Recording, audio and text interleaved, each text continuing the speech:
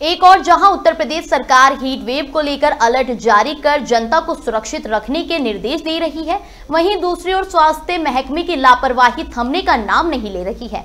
ताजा मामला बलिया जिले के रसड़ा सामुदायिक स्वास्थ्य केंद्र का है, जहां हीट वेव से बचाव के लिए बनाए गए इंतजामों की हकीकत कुछ और ही कहानी बयां कर रही है। यूपी के डिप्टी सीएम ब्रजेश पाठक खुद इस स्वास्थ्य केंद्र पहुंचे थे, लेकिन वे बिना निरीक्षण किए वापस लौट गए। उनके जाने के बाद भी व्यवस्थाओं में कोई सुधार देखने को नहीं मिला। हीट वेव वार्ड की हालत ऐसी है कि वहां पंखा धीमी गति से चल रहा था और एकमात्र कूलर की हवा मरीजों तक नहीं पहुंच रही थी। जब कैमरे ऑन हुए तब अधिकारी कूलर की हवा चेक करने लगे। एक अन्य वार्ड में कूलर का तार तक नहीं जुड़ा था और मरीज बिना पंखे कूलर के बिस्तर पर पड़ी थी। अगर डिप्टी सीएम ने खुद निरीक्षण किया होता तो शायद विभाग की पोल खुल जाती और लापरवाह कर्मचारियों के खिलाफ कार्रवाई भी होती।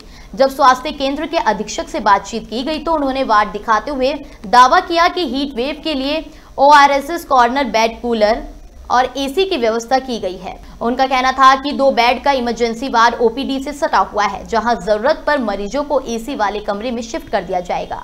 हीट वेव से संबंधित क्या आपके यहाँ तैयारी करने के लिए कहा गया? हाँ, हीट वेव के लिए कि वही हीट वार्ड बनाना है, ORS कॉर्नर बनाना है। वो तो हम लोग को पहले से गाइडलाइन बताई गई है, तो कूलर और सब कुछ बेड एकदम बना दिया गया है, तैयार है। हाँ। कितने बेड का है आपके पास? देखिए, 2 बेड का एक अलग कमरा रखा गया और एक वार्ड भी एक एसी लगा दी गई है। 2 बेड के साथ कूलर रखा गया है। चूँकि यह तहसील मुख्यालय पर आपका CC है, तो लगभग लोड जिला अस्पताल से कुछ कम रहता है, लेकिन यहाँ लोड है। तो यहाँ पर 2 बेड क्या पर्याप्त है? नहीं, 2 बेड तो इमरजेंसी के लिए बनाया है, कि OPD से सटा हुआ, और एक पूरा वार्ड में एसी लगा हुआ है। अगर ज़्यादा होता है तो एसी वाले वार्ड में हम लोग शिफ्ट कर देंगे।